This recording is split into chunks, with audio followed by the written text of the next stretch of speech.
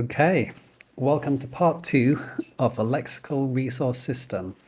Last week in part 1, we covered collocations and chunk fluency. If you haven't watched it already, it's on the channel. Go back and watch it. Do it now. Anyway, this video covers the two components that most students never think about, which is paraphrase and register. And these two things are the ones that are quietly costing you marks right now. Let's begin with paraphrase. And here's where Band 6 writers lose marks that they never really expected to lose. Many students have this instinct, and it is correct, don't get me wrong. The instinct is this: repeat the same words too often, and IELTS will penalize you for range. And so students paraphrase, which is, it's good thinking, and it is the right thing to do. However, paraphrase done carelessly creates a different problem, which we call meaning drift. So something like this: the government should provide free healthcare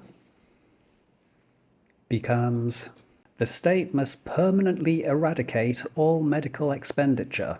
If we read that carefully and think about it, you've just changed the argument. The original said provide free, like free healthcare. The paraphrase says permanently eradicate all costs. That's different strength, that's different scope, and also that's a different task achievement score.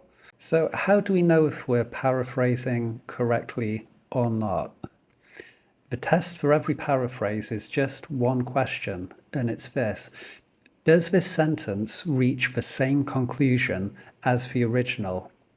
If it's the same conclusion, that's safe. Move on. Next. If it's different, then that different conclusion is drift, and so you need to simplify it or just reassess what you're doing. Let's focus on how to paraphrase in a safe way, and it works at 3 levels.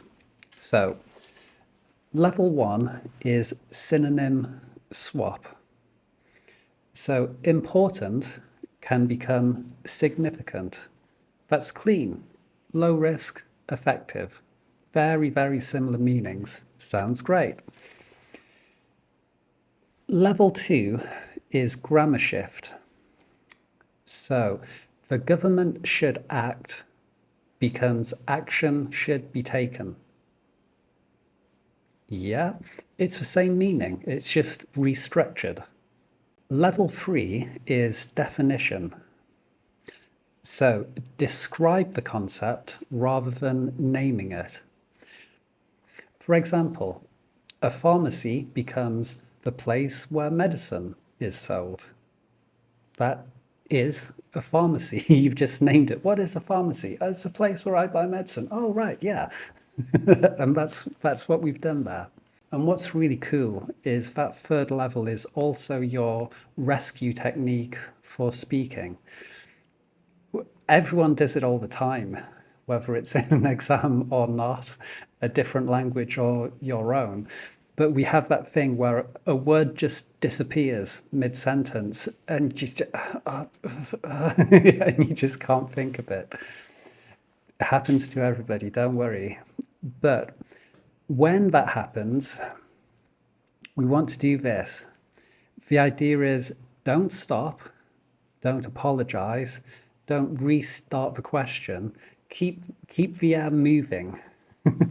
So it's like that word's gone, but we can replace that by paraphrasing. So the thing that, or the process where, describe the gap.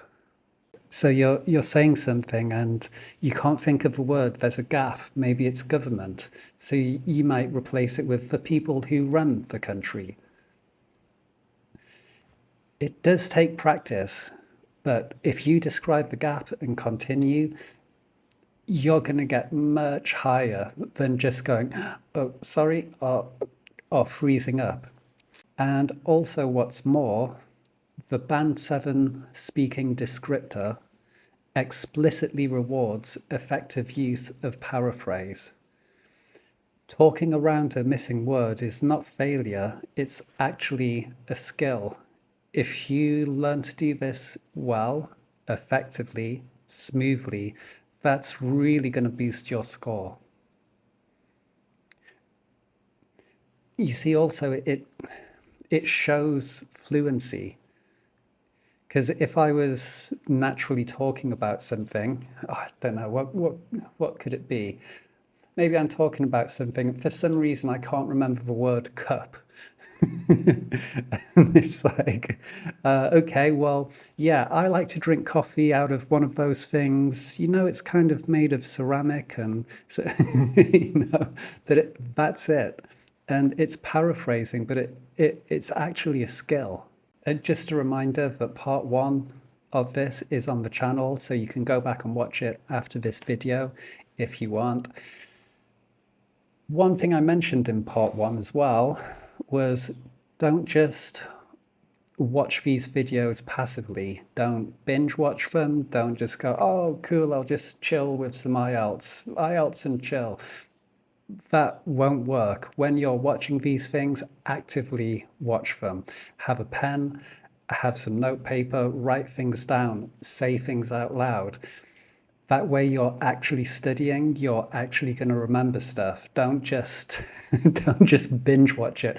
Oh, I mean, I want to get more views on my videos. In some ways, go ahead, binge watch it. It looks good on my channel, but it's not good for you. And really, what I want is for you to succeed, believe it or not. And speaking of that, don't forget to subscribe so you can get more of this free content whenever you want. If you want to take it further, you can. Feel free to check out my website. I do have a course. That's where all of this information is coming from. Enrollments are open. Anyway, that's enough advertising for now. Let's get back to it. Let's take a look at register. So this is the fastest description. IELTS academic is not a text message.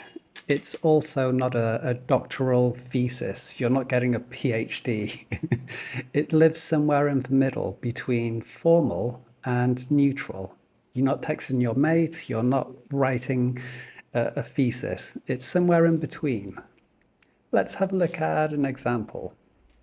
Kids these days use their phones too much. Becomes, young people today spend excessive time on mobile devices. Same meaning. But kids is conversational. Like you say to your friend, oh, how are your kids doing?